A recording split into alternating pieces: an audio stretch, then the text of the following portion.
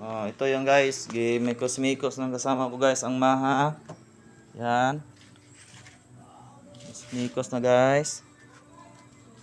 Yan, busy ang kasama ko guys. Yan. Nagluto siya og maha. Na special na maha. Yan. Yan, mikos na guys. Yan. Yan ang kasama ko, naghiwa og sinugbang baboy. Yan, for tinaghana. Yan, gihiwa niya guys. Yan. Yan ang mga ibang niluto namin. Yan ang tilapia. Yan.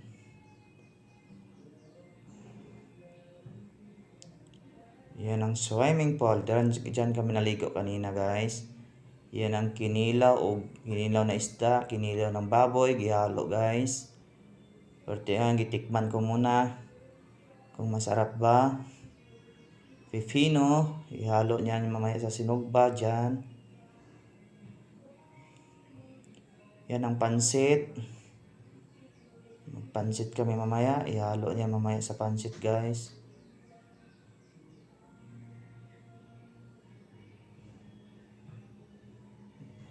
Yan, hindi pa natapos na maghiwa. Sa kasama ko ang baboy.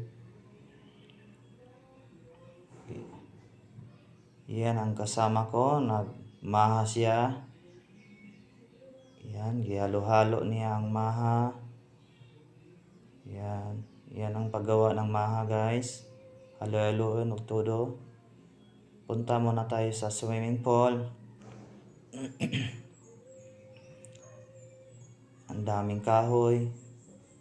Yan, makikita mo ang mga prutas guys.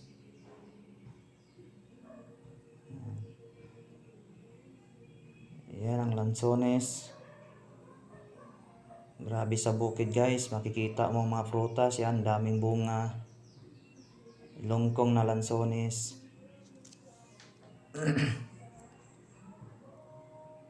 Yan.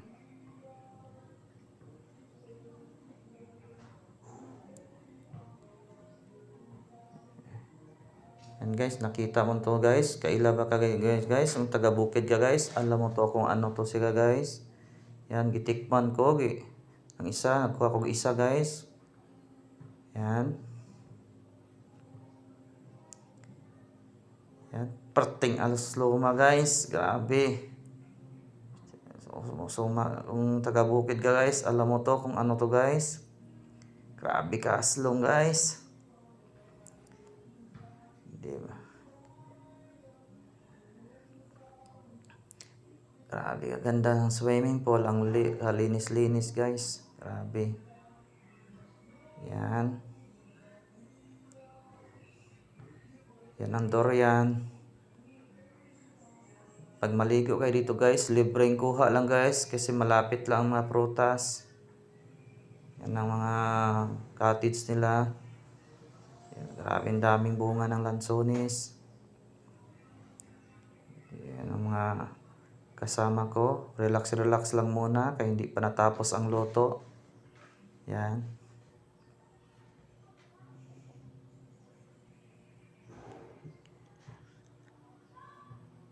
Ang sarap ng swimming pool dito. Ang daming kahoy. Fresh na fresh ang hangin guys. Yan, balik tayo sa mga kasama ko. Yan, gihalo-halo na guys ang kinilaw o hinalang isda o baboy. Yan.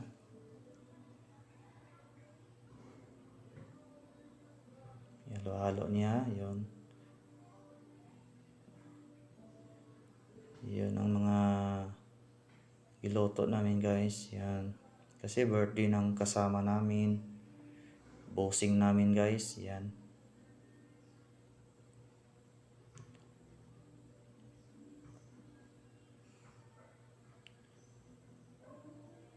Yan ang kinilaw, ang sarap. Ayan yung maha guys. Hindi pa natapos ang maha. Yan. Mikos pa guys. Yan. Grabe guys, ang tagal matapos ang pagluto ng maha. Grabe.